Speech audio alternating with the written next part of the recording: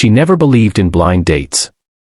Maya was the kind of girl who kept her world small: work, home, and her little corner in a busy city where dreams either flourished or shattered overnight. She wasn't rich, she wasn't the kind of woman who turned heads when she walked by, but she had something rare: dignity, simplicity, and an inner light that refused to fade no matter how hard life tried to dim it. She worked at a small marketing agency, always the quiet one who stayed late, finished everyone's tasks, and went home without expecting thanks. But some people found her humility amusing, especially the group of colleagues who thought it was funny to pick on the boring, plain girl in the office. It was their twisted version of entertainment. One of them, Clara, decided to play what she called the joke of the year. They created a fake dating profile for Maya on a high-end dating app, filled with exaggerated lies, calling her a glamorous model, a world traveler, someone who loved luxury. Then they set her up with a man none of them thought would ever show up, Alexander Grant, the elusive CEO of Grant Enterprises, a billionaire widower known for his cold demeanor and mysterious charm. He was famous for turning down women with a single look. To Clara and her friends, it was all a prank. They planned to expose Maya, laugh at her humiliation, and post it anonymously online. They didn't know that fate, for once, had its own plan. The evening of the date came.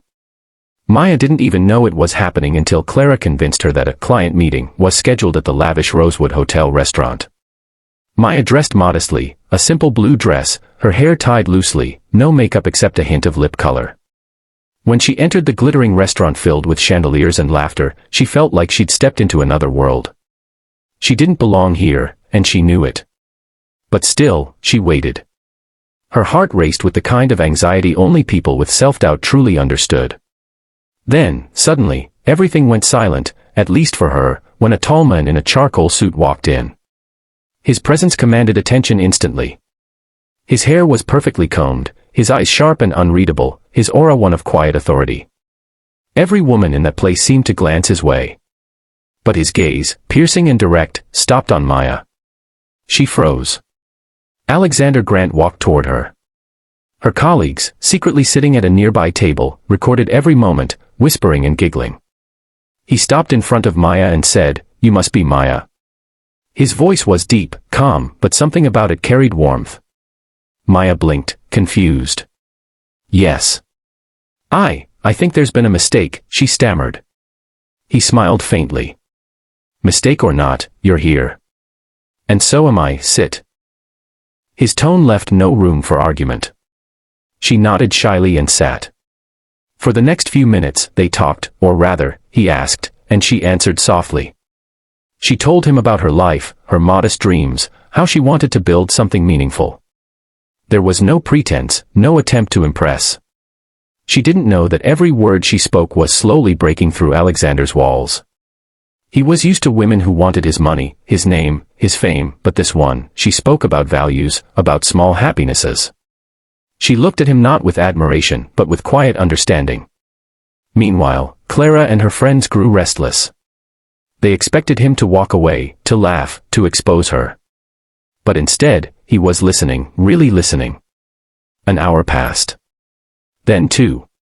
And Maya realized that for the first time in years, someone wasn't mocking her, wasn't ignoring her, someone was seeing her. When she finally discovered the truth, when Clara accidentally texted her a message meant for her friend saying, "Can't believe the billionaire actually fell for it," face with tears of joy, her world crashed. She stood up abruptly, eyes filling with tears, and said, "I'm sorry, Mr. Grant. I shouldn't be here. This was a mistake." Alexander looked surprised. "Why?" he asked. She showed him the phone, trembling. "Because this wasn't real. They were playing a joke. On me. On you. I'm so sorry." Then she ran. The restaurant murmured, people stared, and Clara's group smirked, but only for a moment. Because Alexander didn't chase her immediately, he looked at the message on her phone, then at the table of whispering co-workers.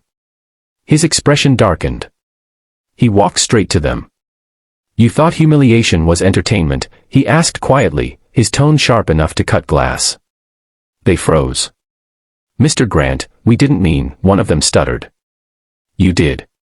You meant every word," he said coldly. "You'll be hearing from my legal team for defamation and harassment. But first," he paused, you'll watch what happens when life turns the joke around." He left them pale and speechless, then strode out of the restaurant. Outside, Maya was standing in the cold, wiping her tears. She felt foolish, broken, and angry at herself for believing she belonged anywhere near someone like him. When she saw him walking toward her, she whispered, "Please don't say anything. I just want to go home." But he stopped in front of her, his gaze softer now. "You think I care about their joke?" he asked. "I care about what I saw tonight. A woman who doesn't lie, who doesn't pretend, who still smiles when life gives her every reason not to." She shook her head. "You don't know me." He smiled faintly. "Then let me." The next morning, the entire office buzzed with rumors. Maya had taken a day off. Clara and her friends, terrified of losing their jobs after Alexander's warning, tried to act normal. But the real shock came that afternoon. A luxury car pulled up in front of the building. Cameras followed as Alexander Grant stepped out, with his little daughter, Emma, holding a pink rose. The staff whispered in disbelief as he entered, walked straight to Maya's desk, and placed the rose in front of her. "For the woman who reminded me what honesty looks like," he said. Everyone went silent. Even Clara couldn't breathe. And then, in front of the entire staff, he went down on one knee. "They set you up as a joke," he said, "but if you'll let me, I'd like to make this real. Maya, will you have dinner with me again? This time, no lies, no tricks, just truth." The entire office froze. Maya's eyes widened, tears spilling over. She couldn't speak for a moment. Then she nodded slowly, her voice trembling, "Yes, but only if you promise not to fire them." He smiled. "That's exactly why I'm asking you again." He stood, holding her hand gently. The office erupted into applause. Clara and her friends were too stunned to speak. The men they'd tried to use for humiliation had just turned their cruelty into the most beautiful moment of Maya's life. That evening, as they sat in the same restaurant again, this time with little Emma between them, giggling and calling Maya Princess, Alexander looked at Maya and said quietly, "You know, when I lost my wife, I thought my heart had frozen forever. Tonight, it started beating again." Maya smiled, eyes glistening. "Maybe some jokes are meant to change lives," she whispered. And for the first time, she believed that sometimes pain leads to miracles. As the camera pans out, the restaurant glows with warmth and laughter. The men who had everything but love found it in the one woman everyone mocked. The woman who thought she was invisible became the reason a billionaire believed in life again. Never underestimate the power of kindness and truth. The world may laugh at your simplicity, until your light blinds their arrogance. If this story touched your heart, don't forget to like, share, and subscribe. More heart-touching stories are coming that will remind you, destiny always finds its way to those who deserve it.